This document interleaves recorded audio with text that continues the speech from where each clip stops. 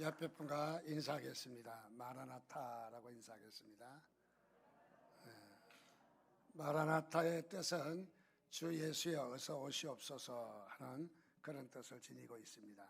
특별히 어떤 때 마라나타 했느냐 하면 초대교회가 예수님이 이미 초림의 예수, 성탄절이 있는 초림의 예수는 오셨고 재림의 예수를 기다리는 마음으로 마라나타, 주 예수를 기다리는 거죠. 재림의 예수를 기다리는 마음으로 마라나타 했습니다. 초림이 됐든 재림이 됐든 우리가 주님을 사모하고 기다린다는 것은 너무너무 중요한 것입니다. 그래서 우리는 이미 오신 초림의 예수를 또 성탄을 통해서 기다리고 있고 또 재림의 예수를 기다리고 있기 때문에 우리에게는 마라나타, 주 예수여 어서 오시옵소서, 우리의 마음 중심이 주님을 사모하는 마음인 줄 압니다. 그래서 주님을 기다리는 대강절 또는 대림절, 이 절기 위에 주님을 여러분들 사모하시기를 주님의 이름으로 축원드립니다. 우리가 사회생활 하면서 태도를 갖는 것이 참 중요합니다. 어떤 태도를 갖느냐, 우리가 마음먹은 것을 우리의 몸 밖으로 표현해지는 것을 태도라고 하겠죠. 또 우리의 마음가짐이 있고 마음가짐이 나타나는 태도가 있고, 그래서 우리는 태도가 어떠하냐, 그래서 태도가 좋아서 상당히 이렇게 좋은 덕을 또 끼치기도 하고 유익을 얻기도 하는가 하면, 어떤 사람은 태도가 늘 불순해서 이익을 보지 못하는, 손해를 보는 그런 면도 없지 않아 많이 있는 것 같습니다. 그래서 그 사람의 태도를 보아 그 사람의 심성을 알 수 있는 것이죠. 그래서 우리는 태도가 우리의 삶에 너무너무 중요하다. 그래서 그 사람의 태도와 인상을 보기 위해서 우리 기업이나 이런 데서 면접시험을 봅니다. 면접시험을 보면 그 사람이 평소에 어떤 생각을 가지고 있느냐, 그래서 태도를 통해서 일부를 볼 수 있는 바로 그런 부분이죠. 그래서 평소에 마음가짐과 또 평소에 태도가 그 사람의 당락을 결정하는 중요한 바로 그런 시간이라고 봅니다. 제가 살고 있던 저희보다 이전 세대의 한참 형님빨 되시는 분들은 주로 결혼할 때에 연애 결혼하지 않고 중매 결혼을 많이 하더라고요. 그때는 시대가 그러니까. 그래서 중매 결혼을 많이 하는데, 알고 있는 친척 형님이 되시는 분이 이제 장가 갈 때가 된 것 같습니다. 그래서 선을 보는데, 도예지 같으면 다방도 있고 또 안 되면 마을 회관도 있고 있겠지만은, 그때 당시 시골에 마을 회관도 없잖아요. 그러니까 어디서 선을 보냐면 이 신부집으로 신랑이 오게 해서 이제 부모들이나 같이 오게 해서 선을 보는 그런 일인가 봐요. 저희 친척 형님이 선을 보러 갔습니다. 선을 보러 갔는데 앉아서 이제 앉으니까 음식이 나왔는데 식혜하고 꽃감이 나온 것 같아요. 식혜하고 꽃감. 그래서 얼른 꽃감을 집어서 옆에 뒤에 쭈그리고 앉아있는 아이에게다 꽃감을 주었대요. 근데 그게 아주 기감 있게 봐가지고 신랑의 점수가 엄청나게 높아진 거예요. 그래서 장가를 가게 되었습니다. 꼬리를 한 거죠, 그 집에. 사실은 그때 당시에 식혜와 꽃감이라면 아이들 호감의 대상이잖아요. 둘 다 달짝지근하게 먹음직스러운 그런 이 식혜와 꽃감 아닙니까? 그래서 그것을 본인의 입에 넣지 아니하고 아이들 입에 넣었다. 그래서 동네 소문이 다 퍼졌어요. 아무 집에 누구는 선보러 가서 꽃감을 아이에게 주었다. 그게 기감이 돼서 장가 결혼하기로 결정을 했다. 신부집에서 그런 소리를 듣게 됩니다. 그리고 어른들이 여기저기서 하는 말이, 우리는 꼬맹이라 듣기만 했지만은 참 그 꽃감을 집어서 아이에게 줬다 하는 것이 기감이 됐던 모양이에요. 그래서 저도 작정을 했습니다. 선보러 가면 꽃감을 집어서 아이에게도 주겠다. 아직까지 꽃감이 안 나오더라고요.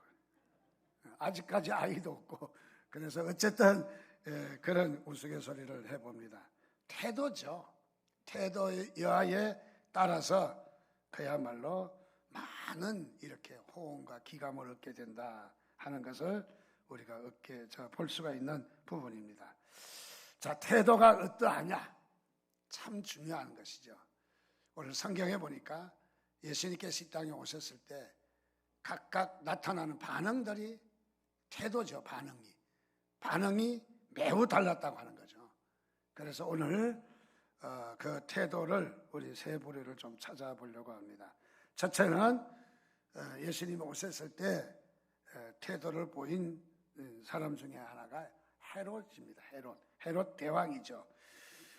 마태복음 2장 13절 보니까 그들이 떠난 후에 주의 사자가 요셉에게 현몽하여 이르되 헤롯이 아기를 찾아 죽이려 하니 일어나 아기와 그 어머니를 데리고 애굽으로 피하여 내가 내게 이르기까지 거기 있어라 하시니 마태복음 2장 16절에도 이에 헤롯이 박사들에게 속은 줄 알고 심히 노하여 사람을 보내어 베들레헴과 그 모든 지경 안에 있는 사내 아이를 박사들에게 자세히 알아보고 그때를 기준하여 2살부터 그 아래로 다 죽였다.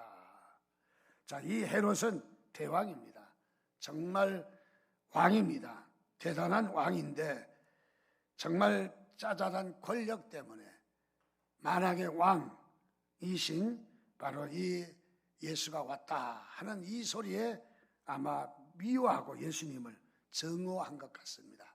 그래서 이 헤롯은 예수님의 성탄에 미움과 증오, 그리고 더 나아가서 예수님을 죽이려 하는 이런 끔찍한 일을 저질렀고, 또 더 나아가서 그때의 2살 이하의 아이들을 모조리 죽이는 예수님 때문에 우리가 첫 번째로 순교로 한, 정말 이 성장도 하지 못하고 어렸을 때에 순교를 한 최초의 순교자가 아닌가, 그런 생각을 갖습니다. 그래서 이 헤롯은 어떤 태도를 취했는가? 예수님의 성탄 앞에 시기와 질투, 미움과 정오의 태도로 예수님을 경멸했고, 그리고 더 나가서 이 예수님의 또래를 다 죽이는 이런 끔찍한 일을 저지르게 되었습니다. 그렇습니다. 헤롯은 예수님을 자기를 구원하는 구세주 아닙니까? 누구보다도 하늘의 영광이요 땅에는 평화를 줄 아주 이 메시아 예수 그리스도가 이 땅에 오신다는 사실을 그는 두려워했고 시기하고 질투했고 증오했습니다. 그러므로 예수를 죽이려고 했던 끔찍한 이 비극이 일어난 것을 봅니다. 무엇보다도 어쩌면은 이 헤롯은 악한 자의 대표적인 사람이 아닌가, 그런 생각을 갖습니다. 자신을 구원할 자를 대적자로 여기고 그리고 살육하는 악인이 아닌가, 그런 생각을 갖게 됩니다. 그러므로 헤롯은 예수님에 대한 태도와 반응이 미움과 증오와 살인으로 악한 자의 모습을 발견할 수 있습니다. 두 번째로는 예수님이 이 땅에 오시자 또 태도가 우리가 볼 수 있는 사람은 동방박사 세 사람과 목자들입니다. 마태복음 2장 1절 2절 말씀해 보니까 헤롯 왕 때에 예수께서 유대 베들레헴에서 나심에 동방으로부터 박사들이 예루살렘에 이르러 말하되 2절에는 유대인의 왕으로 나신 이가 어디 계시냐, 우리가 동방에서 그의 별을 보고 그에게 경배하러 왔노라 하니, 동방박사는 어느 나라에서 어디에서 출발했는지는 잘 나타나지 않습니다. 그러나 동방박사는 동양에서 출발한 것이 사실입니다. 우리 고대 역사 가운데 환단고기라고 하는 이런 역사가 있죠. 우리 고대 역사입니다. 이 단군 신화에 있는 역사를 갖다가 환단고기라고 합니다. 어떤 사람은 환단고기 그리니까 보신탕에 환장을 했는가? 보신탕 고기, 북한에서는 단고기라고 그러거든요. 보신탕을 단고기. 그래서 환단고기 하니까 뭐 보신탕 얘기인 줄 알고 기가 쫑긋했다 하는 사람도 있습니다. 어쨌든 이 환단고기의 학자들이 많이 이렇게들 이야기합니다. 동방박사는 확실한 근거가 있는 것은 아니지만은 그래도 대한민국인 신라국에서 출발을 했다. 뭐 딴 나라 사람이 들으면은 어쩌겠지만은 우리는 뭐 나쁜 소리는 아닌 것 같습니다. 그래도 뭐 우리 신라국에서 동방박사가 나왔다면 참 대단한 거 아니겠습니까? 그러나 근거는 없는 얘기죠. 어쨌든 이 동방박사는 짧은 거리는 아니라고 봅니다. 먼 거리에 산을 넘고 강을 건너 또 많은 위험이 도사리고 있는 그 길을 무릅쓰고 정말 한 걸음 한 걸음 옮겨가며 많은 여러 날 동안 별을 보고 그리고 들판에서 잠을 청하며 이 아기 예수를 경배하러 가는 동방박사의 모습을 보게 됩니다. 또 동방박사는 그야말로 별을 연구하는 자들인데 이상한 별이 나타나자 저 별은 보통 별이 아니라 뭔가 세상이 뒤집어질 큰 징조이다. 그러니까 분명한 하나님의 음성도 아니었어요. 하나님의 분명하게 우리에게 알려주신 바로 그런 뜻도 아니었습니다. 그저 근거가 희박한, 어쩌면 근거가 약한 그 별들을 보며 별들을 연구하다가 별들의 이상한 별이 나타난 것을 보고 별을 따라 이동했다 하는 것은 그야말로 대단한 신앙으로 봅니다.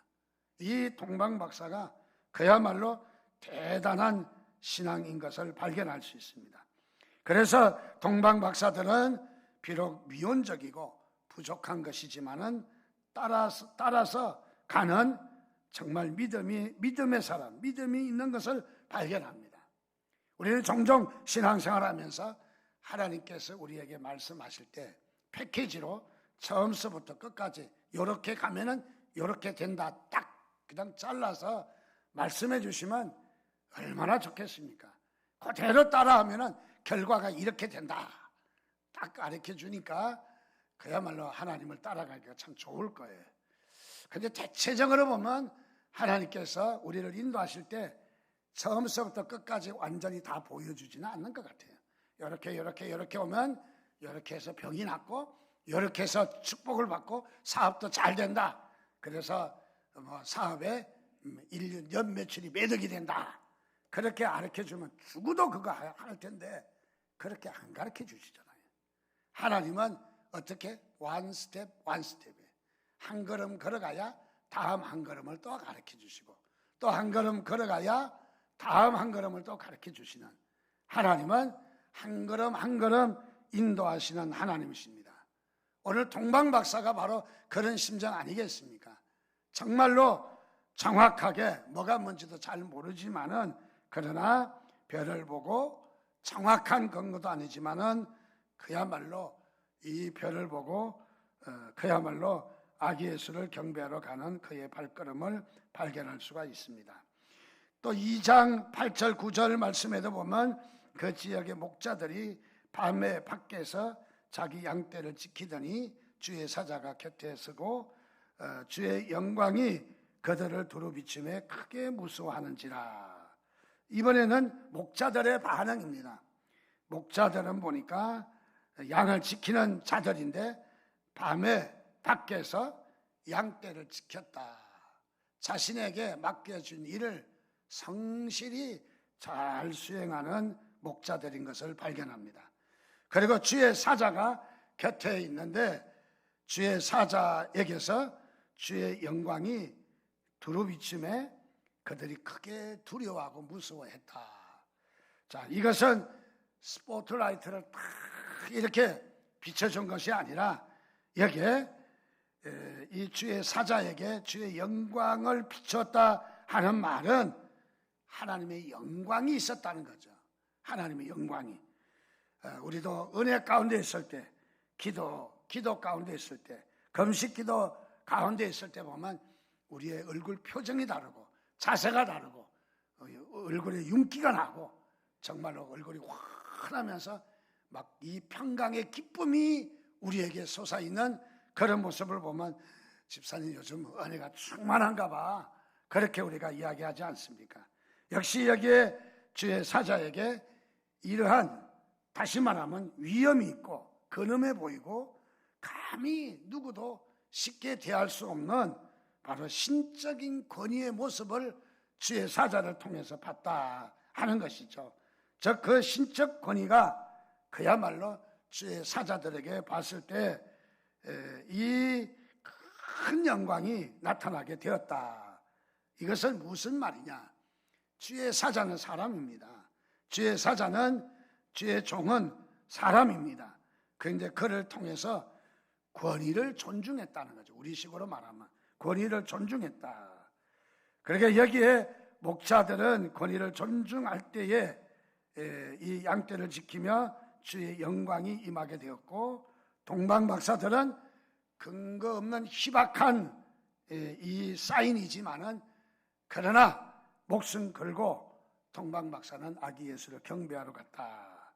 비록 작은 것이지만은 크게 신앙적으로 결단한 동방박사와 목자들의 모습을 발견할 수 있습니다.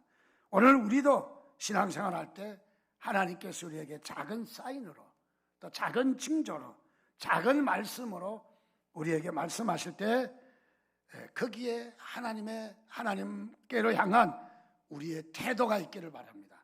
우리의 또 믿음의 결단이 있기를 주님의 이름으로 축원드립니다. 세 번째는 바로 이 여관집 주인의 태도입니다. 누가복음 2장 7절에 보니까 첫 아들 낳아 강보로 싸서 구유에 누웠으니 이는 여관에 있을 곳이 없음이러라. 성경에 많은 인물들이 복을 받았지만은 저는 이 여관집 주인처럼 이렇게 복을 많이 받은 사람은 찾기가 쉽지 않는 부분이라고 생각합니다. 다른 자들은 헌신하고 또 주님께 결단하고 또 기도하고 또 금식하고 그야말로 구제하고 뭐 이런 가운데서 하나님의 은혜가 많이 임했지만은 여관집 주인은 뭐 별로 한 일이 없어요. 그런데 어쩌면 이렇게 큰 행운이 다가왔습니까? 그저 앉아서 호박이 넝쿨째 굴러온 바로 그런 복을 받았어요. 가만히 앉아서 자신의 집에 여관에 이렇게 손님들을 맞이했는데 정말로 대단한 손님이 온 거예요. 정말로 메시아라고 하는 손님이 왔습니다. 자, 이렇게 손님이 왔을 때 여관집 주인의 태도는 어떠했습니까? 그야말로 이 메시아를 알아보지 못했고 정말 자신에게 있는 너무너무 중요한 기회를 하루아침에 송두리째 놓쳐버리는 바로 이런 모습이 있습니다. 성경에도 보면은 이 불의 중에 이 천사를 대접하는 이런 복받은 사람도 있는데, 어쩌면은 이런 찬스에, 기가 막힌 찬스에 여관집 주인은 바로 복을 받지 못했던 바로 이런 모습을 발견할 수가 있습니다. 그러면 여관집 주인은 왜 축복의 기회를 놓쳤는가? 세 가지로 말씀을 좀 살펴보려고 합니다. 그것은 다름이 아니라 첫째로 여관집 주인은 너무 바쁘지 아니했는가? 너무 손님을 받고 손님을 시중을 들고 그러니라고 너무 바쁘지 아니했는가? 수많은 사람들이 자기 영광의 바벨탑을 쌓기 위해서 너무 바쁘게 일하는 모습이 우리에게도 많이 있는 것을 봅니다. 여관집 주인이 바로 그런 모습입니다. 너무 자신의 일에 바빠서, 물론 바빠야 되겠지만은 거기에 너무 도취되고 바쁜 나머지 자신은 지금 내가 어디에 서 있고 어디에 가야 하고 내가 가는 길은 어떤 길인가에 관심 없이, 즉 방향에는 관심이 없이 속도에만 미쳐 있는 것을 발견합니다. 자, 우리가 이 생업에 많이 바빠야 하지만은 그러나 우리가 방향을 설정하지 못한다면은 그것은 우리에게 큰 것을 놓치게 되는 것이죠. 우리 인생에서 가장 중요한 것은 하나님이 내게 맡겨주신 일을 위해서 내가 사는 것입니다. 그것이 가장 소중한 것입니다. 그런데 내 마음속에 주님에 대한 마음은 없고 그야말로 속도만 바빴다고 하는 것은 그것은 뭔가 큰 것을 놓치고 있는 바로 그런 부분이 아닌가 하는 생각을 갖습니다. 두 번째로 이 여관집 주인은 어떤 태도였을까? 주님 메시아가 오셨을 때 그는 그야말로 한푼의 인정마저도 없는 사람이었다. 그야말로 인심도 없고 인정도 없는 사람이었다. 최소한의 바로 이런 인정이 없는 바로 그런 사람이죠. 당시에 특별 행사가 있을 때에는 그 지역에 여관이 많은 일 수밖에 없죠. 그래서 방이 여유가 없는 것은 사실입니다. 그러나 주인이 자는 방은 있었을 것입니다. 그래서 여기에 메시아가 오셨다고 하는 것, 또 여기에 보니까 지금 이 들어닥친 바로 여기에 산모가 보니까 배가 하늘 높이 높아져서 출산이 이제 얼마 남지 않았다는 것을 잘 알고 잘 보았을 것입니다. 그런데도 보니까 여기에는 인정마저도 없는, 이런 인정마저도 없는 바로 그런 모습을 발견합니다. 그래서 이 메시아를 맞이할 수 있는 아주 큰 기회를 놓치고 마른 이 여관집 주인의 모습을 보게 됩니다. 그렇습니다. 메시아의 출생에 자기 방을 줄 수 있는 기회를 놓치고 말았다는 것이죠. 오늘 우리도 신앙생활을 하다 보면 때에 따라서는 우리가 옥합을 깨트려야 될 때가 있습니다. 자신이 헌신해야 될 때가 있습니다. 여러분, 헌신할 때 헌신하시기를 주님의 이름으로 축원드립니다. 소중한 것을 드려야 될 때 드려야 되는 것입니다. 아무 때나 드릴 수 있는 것은 아니라고 봅니다. 드려야 할 때가 있습니다. 주님이 받으실 때가 있습니다. 그때 드려야 되는 거겠죠. 또 우리가 드림에 있어서 찌끄러기를 드리는 것보다 가장 좋은 것을 떼어서 드리는 것이, 그것이 하나님 앞에 드리는 우리의 자세라고 생각합니다. 그래서 여기에 이 마태복음 25장 40절 보니까 너희가 여기 내 형제 중에 지극히 작은 자 하나에게 한 것이 곧 내게 한 것이니라. 우리는 형제에게 한 것이, 우리는 우리 주변에 작은 아이에게 한 것이 곧 하나님께 한 것이다. 이 여관집 주인은 그야말로 좋은 기회, 행운의 기회, 메시아를 대할 수 있는 바로 이런 기회를 놓쳤다고 하는 것은 큰 것을 놓쳤다 하는 것을 봅니다. 세 번째로 여기 여관집 주인은 바로 어떤 사람이냐? 무관심한 사람이다. 자기 방을 내어주지 못했다면 최소한의 자신의 이부자리, 여관집 하니까 허들의 이불도 많이 있었을 것입니다. 자기의 이부자리라도 내줄 수 있었을 것입니다. 그러나 여관집 주인은 그 정도의 여유도 없었습니다. 즉 여관집 주인은 그야말로 마구간과 이 구유를 그저 내줄 뿐이고, 여관집 주인은 그야말로 이 메시아의 탄생에 아무런 관심이 없는 무관심한 존재가 되었습니다. 여러분, 무관심이라고 하는 것은 얼마나 우리에게 큰 아픔인지 모릅니다.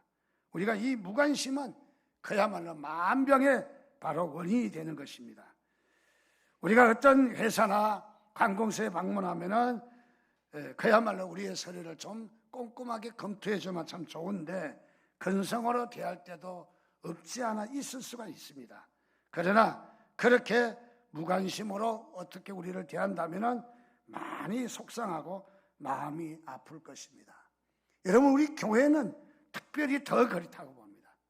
교회의 우리 교우들과 관계, 또 더 나아가서 우리가 근성으로 대한다면은 우리 교인의 마음을 얻지 못하고, 그리고 더 나아가서 우리 큰 상처가 어쩌면 많이 생길 수가 있습니다.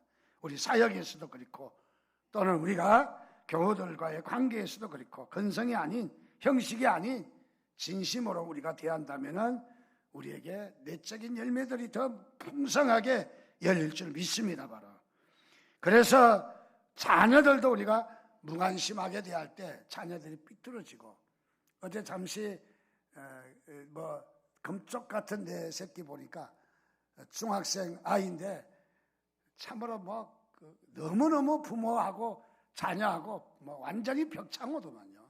말이 안 통하다면, 말하면 알 필요가 뭐 어디 있냐고, 왜 하려고 그러냐고 그러고 엄마한테. 그리고 또 내가 죽으면 될 거 아니냐고, 죽는다고. 또 돈 없으면 남한테 좀 여기 칼로 찔러라 그러고 합의금 받으면 돈 생기는 거 아니냐고. 정말 말 같지 않는 말. 옆에서 TV를 봐도 그냥 이거 그냥 한 대 그냥 줘 갈겠으면 속이 시원할 정도로, 어떻게 그렇게 말이 안 통하는 아이가 있습니까? 왜 그렇게 했습니까? 아마 부모들이 바빠서 무관심이 아니었나 하는 그런 생각도 잠시 갖게 되었습니다. 자, 그러면 이렇게 이 여관집 주인은 바쁘고 무관심하고 또 인정마저도 없기 때문에 성탄을 맞이할 귀한 행운의 자리를 맞이하지 못했다 하는 것을 발견할 수 있습니다. 그러면 오늘 우리가 크게 두 번째로 우리는 성탄을 어떻게 맞이해야 하는가? 성탄을 어떻게 맞이해야 되는가? 우리 성탄을 맞이하는 자세 4가지를 오늘 다시 한번 간단하게 찾고자 합니다. 첫째로, 목자들처럼 천사의 말을 들을 수 있어야 한다. 목자들처럼. 목자들이 어땠습니까?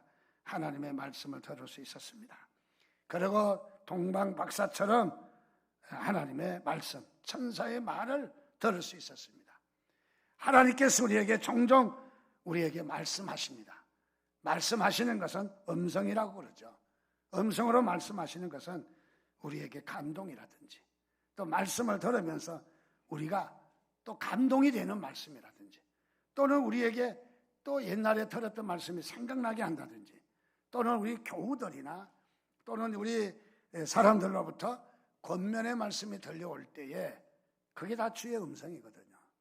우리는 많은 우리의 신앙생활을 하면서 하나님의 음성을 들으시기를 주님의 이름으로 축원드립니다. 우리가 하나님의 음성을, 찬송가에도 주의 음성을 내가 들으니 사랑하는 말일세, 주의 음성을 들을 줄 알아야 합니다. 우리가 주의 음성에 기가 막혀 있으면 우리는 그거는 말짱한 일입니다. 하나님은 항상 우리 가운데 말씀하십니다. 어떻게 말씀하시는지, 작은 소망으로도 우리에게 말씀할 수도 있고, 또 어떨 때는 말씀으로, 어떨 때는 찬송가 한 소절이 문득 생각이 나며 나에게 감동을 줄 때 이게 하나님의 말씀이다 하고 우리가 따라간다면 하나님께서 분명히 역사할 줄 믿습니다. 바로. 자, 그래서 오늘 여기에 목자들이나 동방박사들은 천사의 말을 들을 수가 있었다. 오늘도 우리가 하나님의 말씀을 듣는 그런 우리의 귀가 열려지시기를 주님의 이름으로 축원드립니다.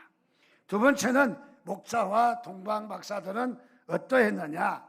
적극적으로 순종을 했다.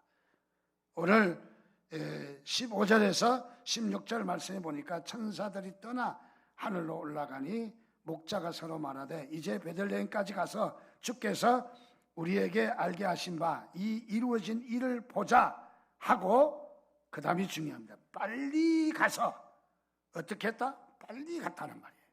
빨리 갔다.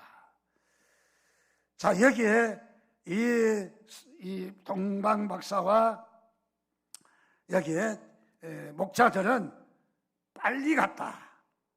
여러분, 여기에 하나님의 말씀은 우리에게 임할 때 미루지 마시기를 바랍니다.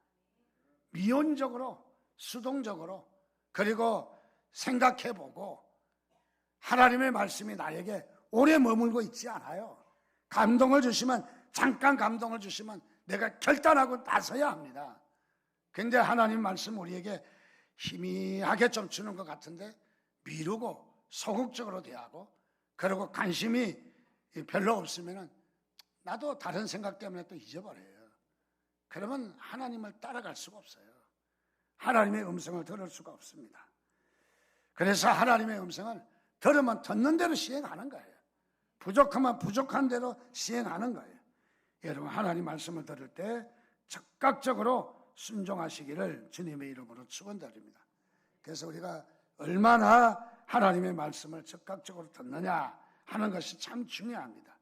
세 번째로 우리가 이 동방박사 목자들 보면서 우리는 이 성탄절을 맞이하는 자세가 어떤 자세이어야 하느냐 하면은 예수님을 봐야 합니다.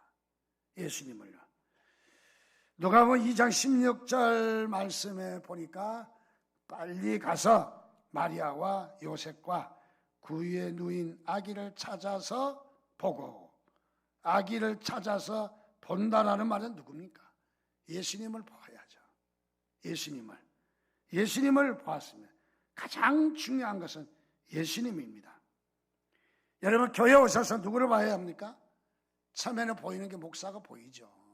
가시적으로 보이는 분은 바로 목사입니다. 그런데 목사에게서 끝나면 여러분 절대 신앙생활 성공 못합니다. 목사를 통해서 누굴 봐야 돼요? 하나님을 봐야 됩니다. 하나님을 봐야 합니다. 하나님을 보기까지는, 우리는 보기 전까지는 우리가 문제가 해결되지 않습니다. 하나님을 만나야 합니다. 예배를 왜 합니까? 하나님을 만나는 겁니다.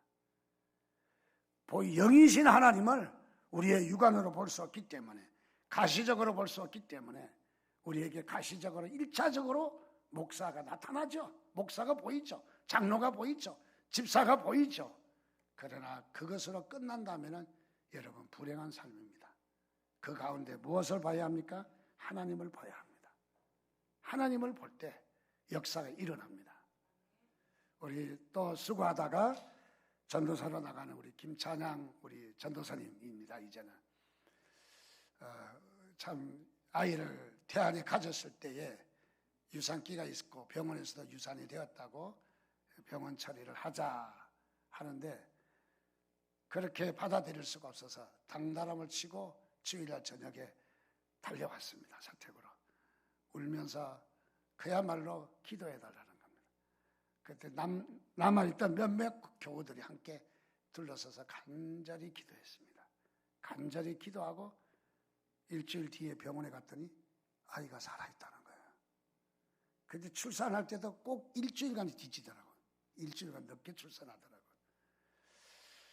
그리고 이제 교회에서 교회 관계하면서 아이가 자라나는데 걸음을 떠벅떠벅 걸으면서 말을 제법 하게 될 때에 이런 말을 하더라고요.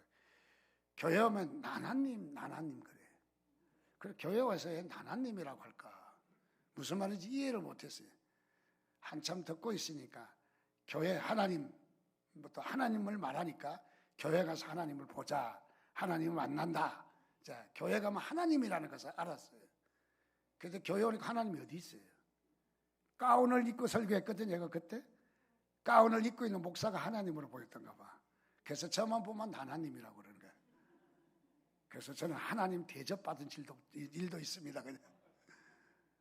근데 아이니까 아직은 하나님이 영이시다 하는 것을 어린아이니까 잘 모르겠죠.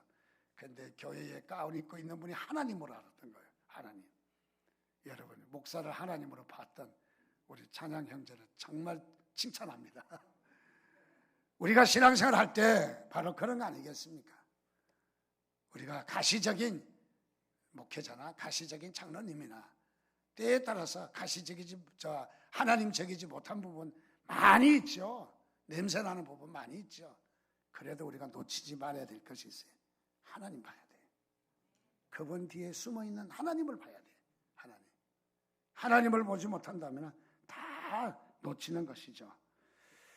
자, 그래서 하나님을 본 것을 발견할 수가 있습니다. 우리는 하나님을 만나야 되고 우리가 이 성탄절이 되었어도 우리가 하나님을 만나야 되지 않습니까? 네 번째로 우리가 성탄절을 맞이하는 자세가 있다면 무엇이겠습니까? 온 백성에게 미칠 기쁨의 큰 소식을 전하는 것입니다. 우리가 이 성탄을 맞이하는 우리의 큰 결단은 무엇이냐면 온 백성들에게 성탄의 소식을 전하는 것입니다. 바로. 그래서 우리는 이 성탄의 소식을 우리만 알고 끝내지 말고 이 성탄의 소식을 만방에 전하는 것입니다.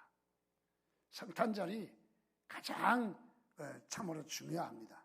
그래서 저는 대체적으로 꼭 100% 그런 것은 아니었지만은 그러나 대체적으로 성탄절 설교를 12월 첫 주부터 저는 쭉 해나왔어요. 왜 그렇습니까? 너무너무 중요하기 때문에.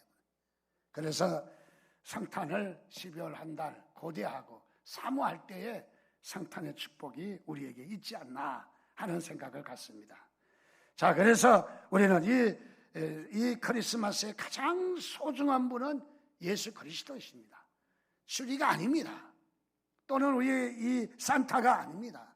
또 더 나아가서 우리의 어떤 형식적인 선물을 주는 것, 그것이 아닙니다. 바로 우리는 이 성탄의 가장 소중한 분은 바로 우리 주님이신 것을 믿으시기를 바랍니다.